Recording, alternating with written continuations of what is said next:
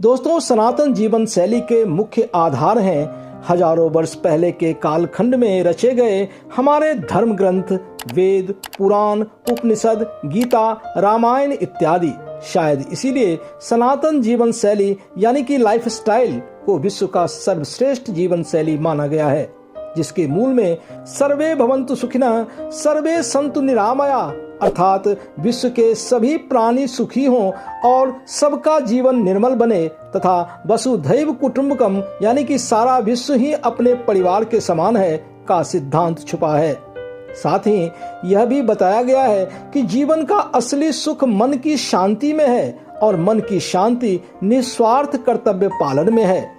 आज मैं आपके सामने श्रीमद् भागवत गीता में वर्णित सनातन जीवन शैली के ऐसे गूढ़ रहस्यों का उल्लेख करूंगा जो निश्चय ही आपको कामयाबी और बुलंदी के चरम बिंदु पर पहुंचा देगा। दोस्तों, मेरे वीडियो का उद्देश्य है भारतीय सनातन संस्कृति और परंपरा को जन जन तक पहुंचाना। अतः आपसे रिक्वेस्ट है कि सुपर थैंक्स के जरिए सहयोग कर आप भी मेरे इस मिशन का सहभागी बने।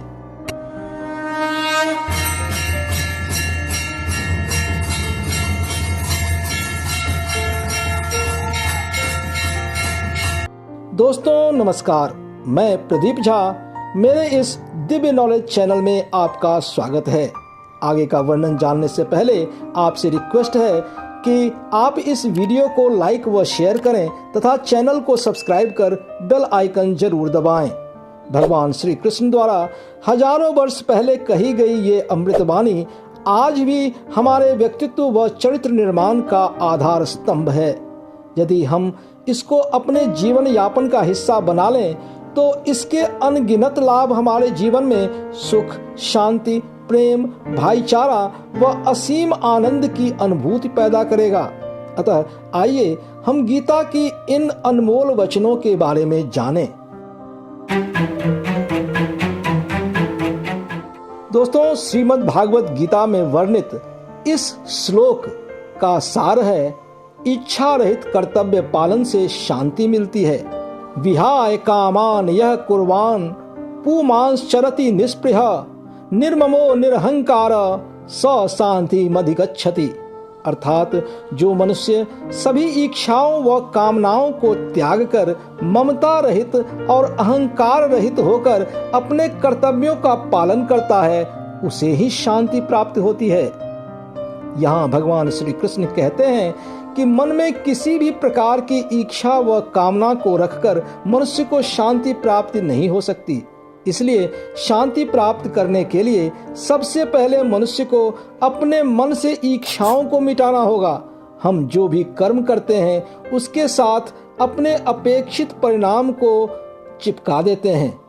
अपने पसंद के परिणाम की इच्छा हमें कमजोर कर देती है। वो ना हो तो व्यक्ति का मन और ज्यादा अशांत हो जाता है।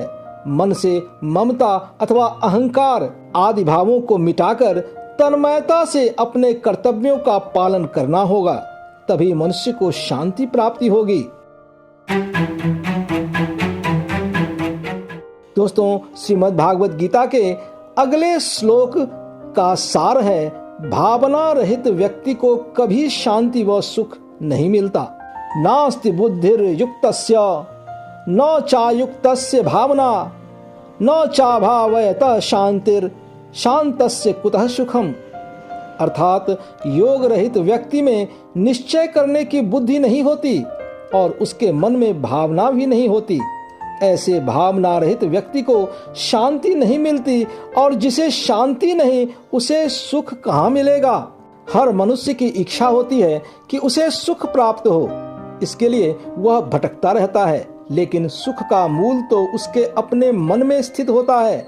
जिस मनुष्य का मन इंद्रियों यानी धन, वासना, आलस्य आदि में लिप्त है, उसके मन में भावना नहीं होती, और जिस मनुष्य के मन में भावना यानी कि आत्मज्ञान नहीं होता, उसे किसी भी प्रकार से शांति नहीं मिलती, और जिसके मन में शांति न हो उसे सुख कहाँ से प्राप्त होगा। अतः सुख प्राप्त करने के लिए मन पर नियंत्रण होना बहुत आवश्यक है।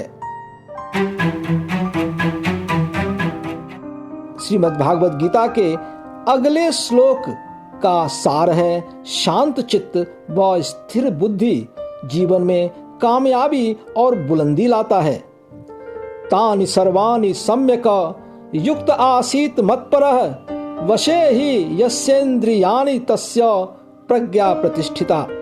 अर्थात श्री कृष्ण अर्जुन से कहते हैं कि मनुष्यों को चाहिए कि वह संपूर्ण इंद्रियों को वश में करके मन को स्थिर कर मेरा स्मरण करे, क्योंकि जिस व्यक्ति की इंद्रियां वश में होती है उसकी ही बुद्धि स्थिर होती है।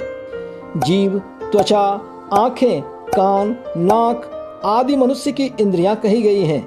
इन्हीं के माध्यम से मनुष्य सभी सांसारिक सुखों का भोग करता है। जैसे जीव अलग अलग स्वाद चखकर तृप्त होता है, सुंदर दृश्य देखकर आंखों को अच्छा लगता है, श्री कृष्ण अर्जुन से कहते हैं कि जो मनुष्य अपने इंद्रियों पर काबू रखता है उसी की बुद्धि स्थिर होती है, और जिसकी बुद्धि स्थिर होगी वही व्यक्ति अपने क्षेत्र में बुलंदी की ऊंचाइयों को छूता है और जीवन के कर्तव्यों का निर्वाह पूरी ईमानदारी से करता है।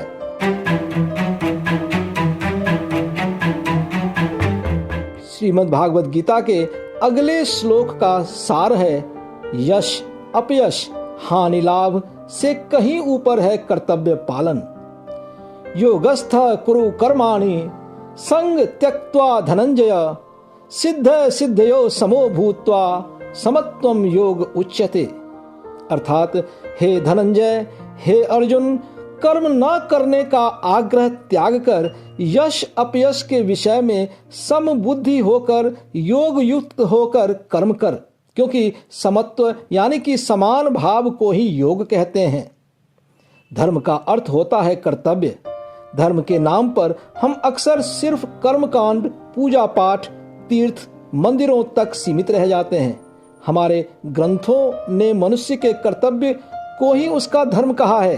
भगवान कहते हैं कि अपने कर्तव्य को पूरा करने में कभी यश अपयश और हानि लाभ का विचार नहीं करना चाहिए। इससे परिणाम बेहतर मिलेंगे और मन में शांति बनी रहेगी। मन में शांति बनी रहेगी तो परमात्मा से आपका योग आसानी से होगा।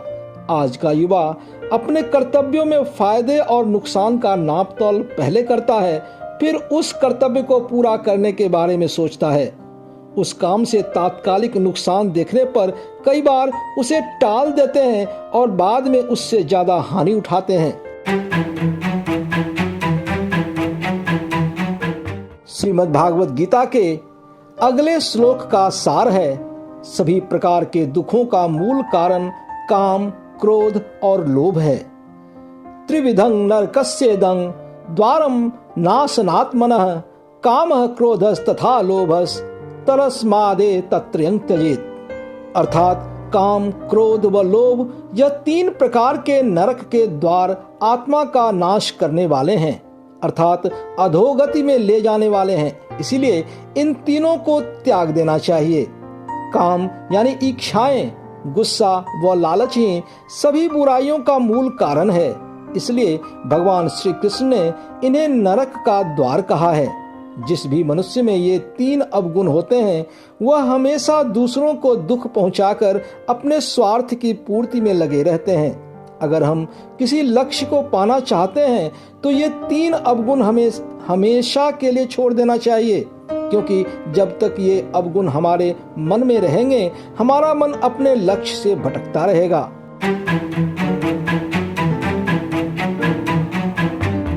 इस प्रकार इस वीडियो में मैंने जीवन को सुखी, शांतिपूर्ण व लाभकारी बनाने के लिए श्रीमद् भागवत गीता के अनमोल वचनों का उल्लेख किया है, जो निश्चय ही आपके जीवन को सफल बनाएगा। जीवन को सार्थक बनाने वाली इस वीडियो के विषय में कमेंट कर अपने विचार जरूर व्यक्त करें। हमारे आने वाले वीडियोज में इसी प्रकार से भारतीय सनातन संस्कृति एवं परंपराओं के बारे में विस्तार से बताया जाएगा। अतः आपसे रिक्वेस्ट है कि आप इस चैनल को सब्सक्राइब कर बेल आइकन जरूर दबाएं। गर्व से कहो हम हिंदू हैं। जय हिंद, जय जय श्री राम।